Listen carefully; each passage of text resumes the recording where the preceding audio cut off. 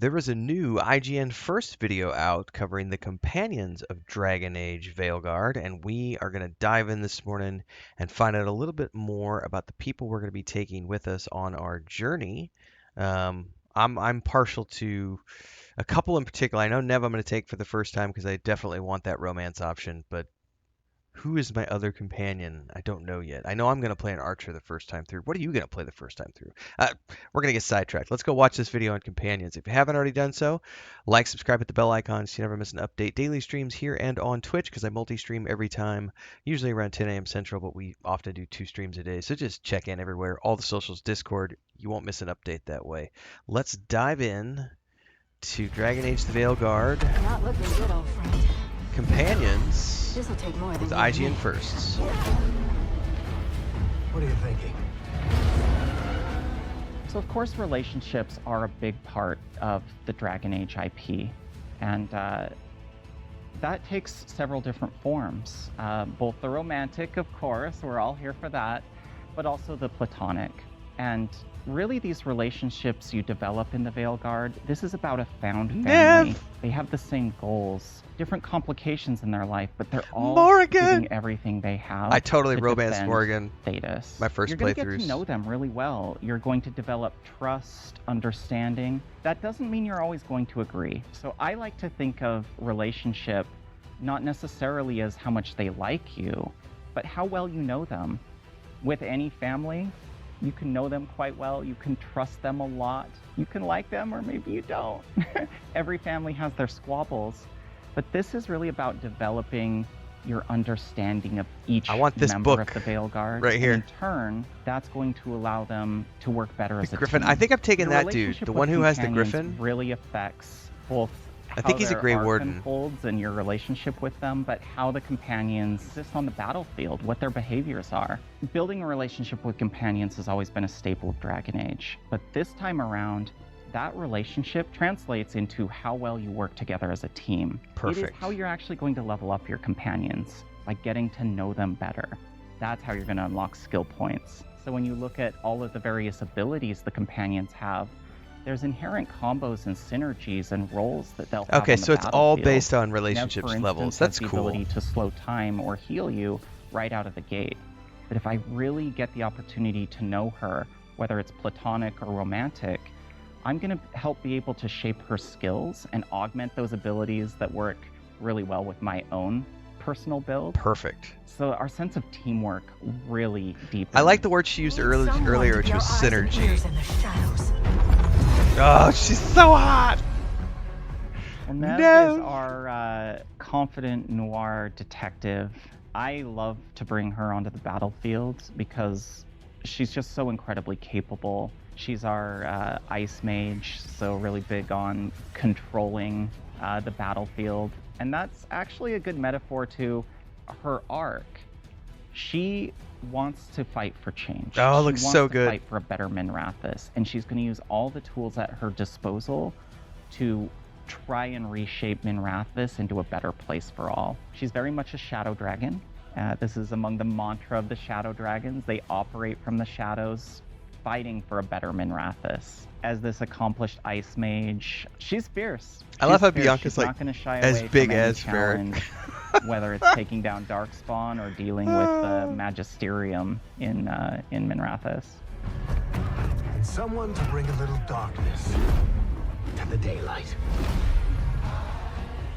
The character that went through the most changes, without a doubt, was Lucanus. Lucanus is very complex. He's an assassin.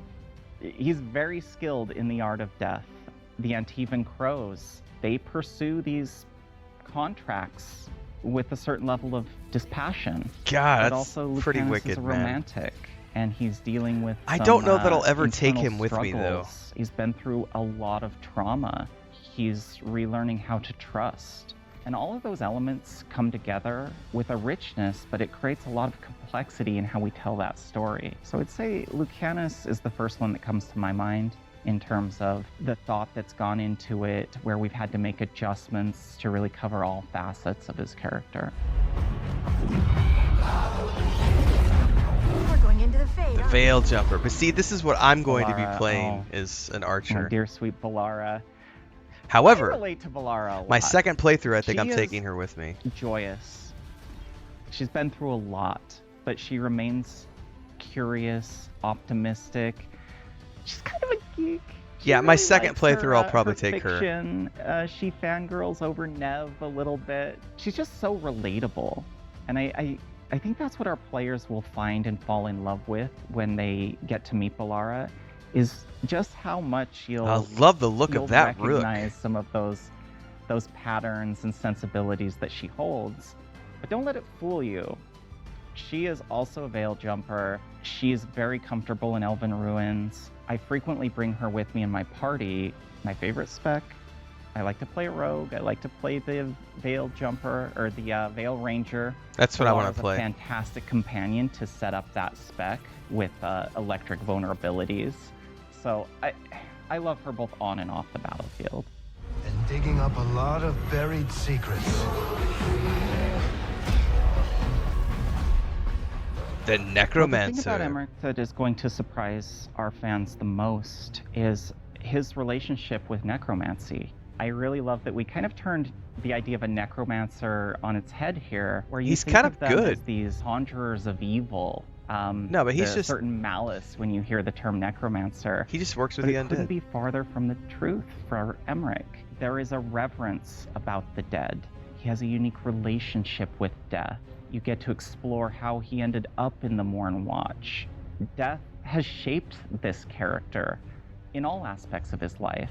We The frequently more I refer see, to the him as more our I really gentleman love the art necromancer. style that they've I done think for his this game. proper, kind nature stems from that respect that he's learned about this cycle of life and death throughout his life. Phenomenal character. In my last playthrough, I don't mind sharing, I romanced Emmerich. What I also love is as I'm synergizing with him as we're doing combos, just having him refer to me as my dear on the battlefield. Well done, my dear. It just fills me with joy every time. Perhaps these murals aren't simply memories. They're what Solus wishes to forget. So Manfred is like a son to Emmerich. He very much has an affinity Enchantment? for this wisp, this Enchantment! life force that he's given a second chance through this skeletal body. And in many ways, it's the story of a parent raising a child. He needs to teach Manfred and help him along to Enchantment! develop as a character of their own. Things like learning new skills, how to assist the Veilguard. Some of our most charming moments are in dealing with Manfred. I must say, I absolutely love the interactions. They just have me rolling whenever Manfred steals the show. What about Darkspawn? Yeah. Someone who will stand between us and a pack of demons. When we were thinking about Davrin, how we were going to develop him as a character, we had to think about how is he going to show up on the battlefield. And it was unique because he has this, I guess you could say, companion of his own, the Griffin Asan. That makes him as I'm pretty a sure he's going to be my companion number very one unique, companion along with because Nev. Asan shows up on the battlefield. So we had to think about how that integrates into his abilities, where Davrin, as a Grey Warden, is capable on his own. Yeah, I think But he's going to also, be when does he call upon Asan, and what does that one of the look companions like? along with Nev What for my happens if first you're playthrough. indoors? So a lot of considerations there, but I'm really proud of how Asan shows up in the game alongside Davrin. And indeed, when you're doing some of Davrin's content, just seeing Asan gliding through the environments, you really get a sense that they care and they're protective about each other, but the work the team That Griffin did looks so to cool. realize that was an Yeah! incredible challenge. So kudos to the animation, the gameplay team. They did a wonderful job integrating that. So when we think about Davrin and his being the representative of the Grey Wardens within the team of the Veilguard, it was an opportunity for us to really go back to some of those roots that we know our fans, our players deeply care about. Dragon Age Origins, of course, was so Grey Warden forward. We want to evoke those memories, those connections that our players have. And I absolutely love when you're journeying with Davrin, not only his aesthetic, how he carries himself as a warden, but how he interacts with his fellow wardens. The little wrinkle of, hey, there actually are some griffins remaining in Thetis. How he learns as a warden to train and interact with these griffins that, to our knowledge, One of my hasn't cats is scratching at the existed for office quite door. I don't know some if you guys can time. hear that. It's a learning experience on a lost art of the Grey Wardens that is really unique to Davrin's character. Quick commercial break, everyone, to celebrate and give thanks to all of these amazing people who keep me on the air full time. Really appreciate the support. All you got to do is join as a member. You get access to private videos. You can also do super thanks on any upload or super chats and stickers on any live stream or premiere you see. And beyond that, don't forget we're multi-streaming over on Twitch now, so you can support over there as well. Thanks so much to everybody. Let's get back to the video at hand.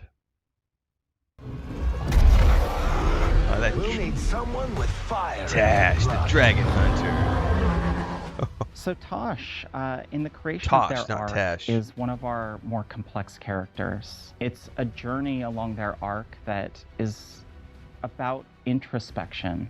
Where do I belong in God, the she's world? beefy, man. What are my boundaries? What do I fight for? How do I become at peace with who I am?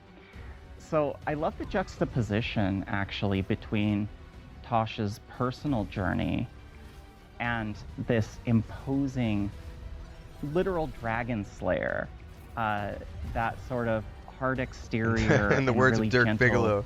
interior. Deuce Bigelow, sorry. It makes Tosh a really special That's a companion huge for me. bitch. All right, yeah, I have to talk about the steamiest romances. She's awesome looking, though. All I can get, for me personally, I'll just speak for me personally, but at the culmination of the romance arcs, I'd have to say Tosh. Spicy! When I got to that scene and saw the finished version of that cinematic, I was hollering. This'll take more than you and me. So Harding, as a companion, I guess I'd have to go back to Inquisition. Mhm. Of course, Harding showed up. She was your scout on the field. There was a light romance with her, and I think one of the things that the team Flirting. didn't I quite wouldn't call it expect is how romance much per se. Harding Well, I would never did anything more than catch flirt. on in Inquisition. Players fell in love with her, and we heard them. They wanted a deeper romance. They wanted more engagement with Harding. So, for the team, I felt like it was kind of a no-brainer for us to bring back Harding. And we also wanted to reestablish that connection to the Inquisition in the world of Thetis, which occurred 10 years ago, the events of Inquisition.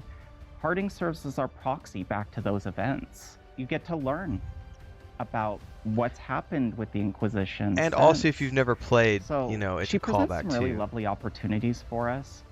I will say, personality-wise, and her role on the battlefield, she is among my favorites. When you see her leap into the air, unleashing these devastating attacks with her bow and arrow, I just can't get enough of her. The veil is a wound inflicted upon this Veric. world. It must be healed. Eric and By Solus. drowning the world in demons? I have taken precautions to minimize the damage, Varic. Minimize the... So, Rook's relationship with Solus is a complicated one. Everyone has seen at this point the gameplay reveal and the opening moments of the game, so you'll know things got shaken up pretty radically for Solus already. He's trapped. He's basically communicating with you Broke as an Bianca, advisor. man. And I absolutely love that idea of he's your lifeline right now, but can you trust him? No, And you those cannot touch trust points him. with him, do I take his advice or not?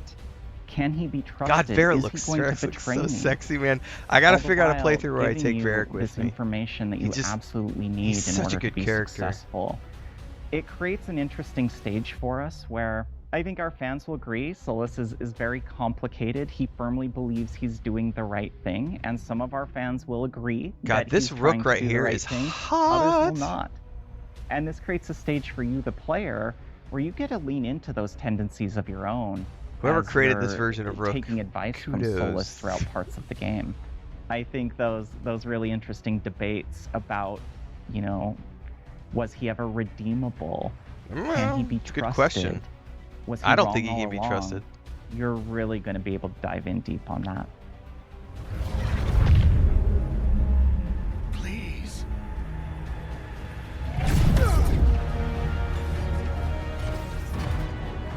So Veric has changed since the events of Dragon Age Inquisition. He has spent the time between, he's briefly, obviously, Viscount of Kirkwall. I mean, anybody who knows much about Veric knows how well a job where he sits around and tells people what to do is going to sit with him. He has been participating in the hunt for Solus, and I think for Veric in particular, that's a very difficult thing for him to do because Solus is his friend. Solus is somebody that he grew close to over the events of Inquisition. They adventured together, they worked together, and now knowing what Solus, who Solus really is, that eats at Veric. Veric believes he can always make somebody do the right thing. Veric believes he is the most convincing, charismatic, because he cares about people, and he has this belief that as long as I get a chance to talk to Solus, I'm going to be bring able him to down. But as he's seeing what, Solus's ritual is doing to the world around him, as he, experienced in the comics, Dragon Age The Missing, that eats at him a little bit. That's challenging his worldview of him as always being the best judge of people, being able to see that somebody is able to be redeemed, and he's starting to question a little bit, am I right, or am I being a fool by believing in Solus? Well, we're not in Minrathous anymore. I know these trees. This is Arlethan Forest. And there's your ritual. The power involved. I've never seen anything like it. God, guys, I'm so excited. I'm literally, this is, I had 3 games this year that were really at the top of my must play list. Star Wars Outlaws, which we just finished, Indiana Jones and the Great Circle, which is going to be in December, and Dragon Age The Veilguard. There was also Avowed on that list, but that got pushed to next year, along with Kingdom Come Deliverance 2 pushed to next year. There's still other things in here like Stalker 2 and some other stuff I'm going to be playing. But Dragon Age The Veilguard, this is a franchise that I have grown up with in my adult life. I mean, the first one came out when I was in my early 20s, I think, 23, 24, something like that. And just I've spent, half my life playing Dragon Age games, essentially. Not quite, but somewhere in that ballpark. It's a great franchise. I cannot wait for the Veilguard. I am really, really excited. I'm going to be continuing to cover the news and the IGN First that are coming throughout the month of September, and of course blog posts and things that BioWare puts up. We will be playing the absolute snoo-ha out of this game when it comes out. Daily streams here and on Twitch. You can watch in both places, and I play a lot of different games. Right now, we're in the middle of Space Marine 2. We just finished Star Wars Outlaws. We're going into Shattered Space DLC. And then October, we got a bunch of stuff to get through before we get to the Veilguard. So hopefully, we'll see you there in the next live stream. Don't forget, daily stuff happens here on YouTube. There's socials, there's Discord, there's a Patreon. Have fun, everybody. Safe gaming.